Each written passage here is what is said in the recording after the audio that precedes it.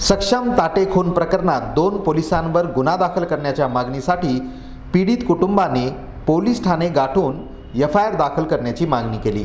27 November रोजी सक्षम ताटे या तरुणाची निर्घृण हत्या करण्यात आली होती। या प्रकरणी पोलिसांनी 8 जणांविरोधात गुन्हा दाखल केला असून सर्व आरोपींना अटक देखील करण्यात आली आहे। दरम्यान हत्येच्या दिवशी आरोपी पोलीस ठाण्यात आला होता।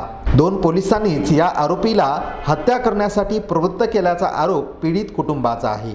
त्यामुळे या दोन्ही कर्मचाऱ्यांवर कारवाई करून गुन्हा दाखल करण्याची मागणी मयत तरुणाच्या कुटुंबाने केली होती। सेकंड एफआयआर दाखल करण्याचे आश्वासन पोलिसांनी दिले होते। दरम्यान 12 दिवस उलटूनही अद्यापपर्यंत सेकंड एफआयआर न झाल्याने कुटुंबाने आक्रमक पवित्रा घेत पोलीस ठाणे गाठले। आरोपी आणि संबंधित पोलिसांकडून आमच्या जीवितास धोका असल्याचेही पीडित कुटुंबाने सांगितलं।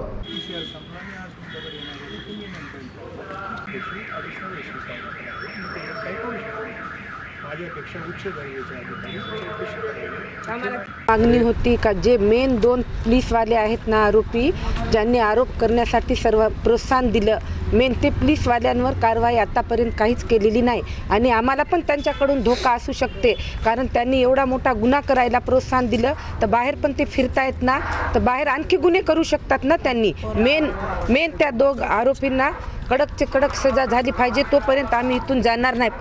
सर्व शासनाला विनंती आहे की जे मेन 2 पोलीसवाले आरोपी आहेत त्यांना कडक शिक्षा झाली पाहिजे। आता तुम्ही पोलीस अधिकाऱ्यांना DSP साहेबांना भेटले तर त्यांचं काय म्हणणं? त्यांचं तपास चालू आहे असं बोलतात ते, पण जे आम लोक जर जनता असली असती तर त्यांनी 15 दिवस तपासाला लावले नसते।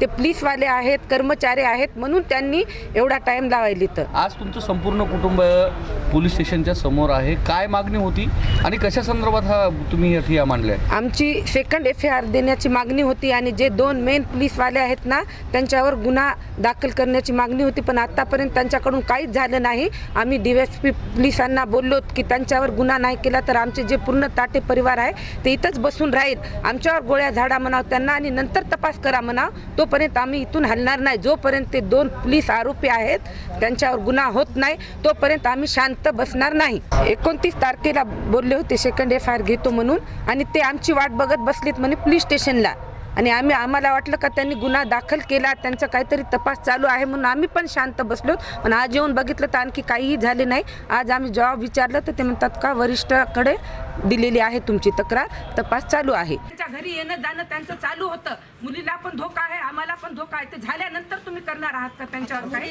त्याच्या परिवाराला घरी प्रोटेक्शन दिलं तुम्ही, आम्हाला हॉस्पिटलला जावं लागते, मी कामाला जाते, मी आज 15 दिवस झालं मी घरी आहे, मला उद्या कामाला पण जावं लागेल ना साहेब।